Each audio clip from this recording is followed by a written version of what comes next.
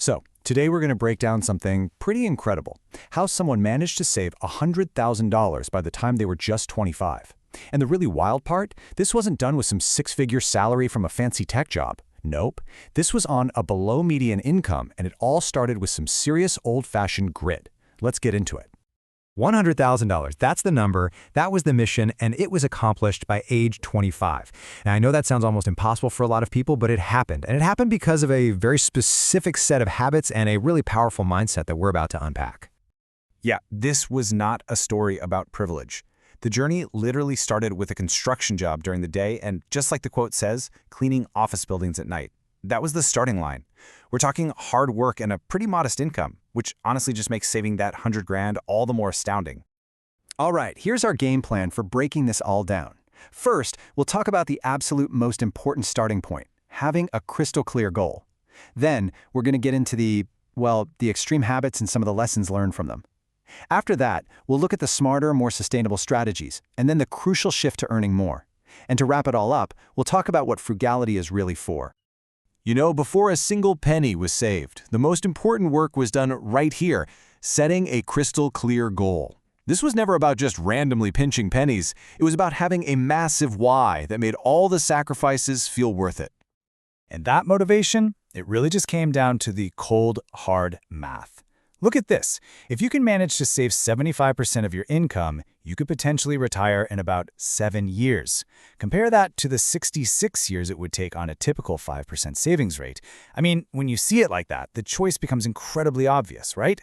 This wasn't just a savings goal, it was literally an escape plan from a job he didn't love, all in pursuit of a life with more freedom. Okay, so with that big goal locked in, it was time for action. And we're going to start with the most intense, extreme habits because they really show not just what's possible, but also where you can cross the line from being disciplined to just depriving yourself. A perfect example of this extremism? Their wedding. The whole thing cost about $2,000. Think about that. At a time when so many people spent tens of thousands, often starting their married lives deep in debt, this was, it was a radical move in the exact opposite direction. So how in the world do you pull off a $2,000 wedding? Well, it takes some serious choices. We're talking a dress from a thrift store, no professional photographer, and a potluck for the reception. And instead of a honeymoon, they took their entire life savings and plowed it directly into their very first rental property. But, and this is so important, this quote really shows the human side of it all. Looking back, the lack of photos and those missed memories, it led to some regret. It's such a powerful lesson that sometimes you can optimize a little too much and that some memories are just worth more than the money you save. And the extremism didn't stop there. It went right into the kitchen, leading to what he now calls the chicken crisis. For years, almost every single meal was just chicken breast, rice, and beans. Why? Because it was the absolute cheapest mix of protein and carbs you could find. Sure, it saved thousands of dollars, but the price was a deep, long-term hatred of chicken. It worked, but man, it left a mark. Okay, so moving away from the extreme stuff, let's get into the more sustainable, smarter strategies. These are the kinds of clever habits that can slash major costs without leading to total burnout or regret down the line.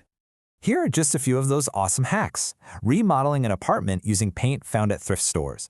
Buying literally every appliance from the scratch and dent section at Lowe's, saving over 50%.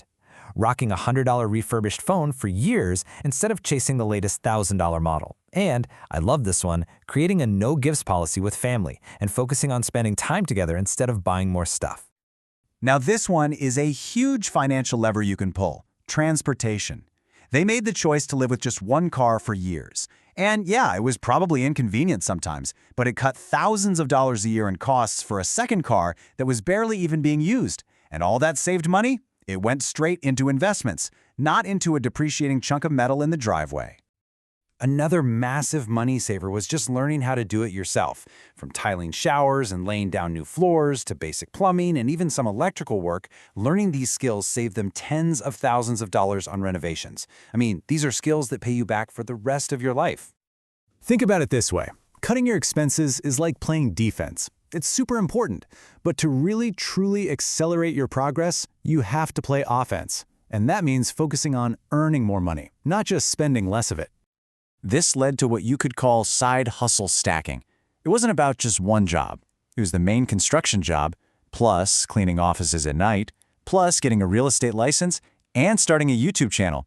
Basically, all the time that would have been spent on leisure was instead redirected into building brand new income streams. But here's the thing. Making more money is totally useless if you fall into the trap of lifestyle inflation.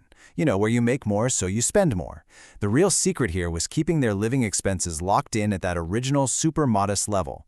Every single raise, every dollar from the side hustles, it all went directly to savings and investments, not to a fancier car or a bigger apartment. And this brings us to the ultimate strategy that combines both saving and earning: house hacking.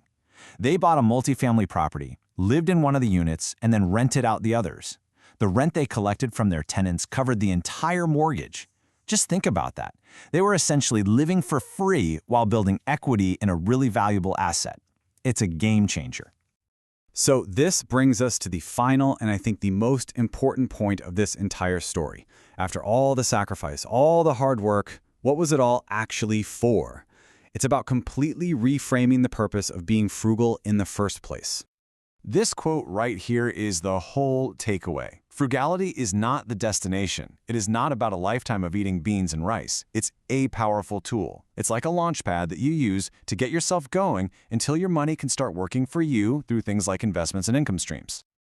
The end game was never about having the cheapest car or, being scarred by chicken for the rest of your life.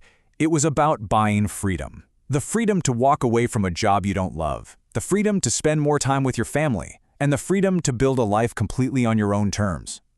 And that really just leaves us with this one last question to think about. If you stop seeing frugality as a restriction and you start seeing it as a powerful tool, what is it that you want to build with it?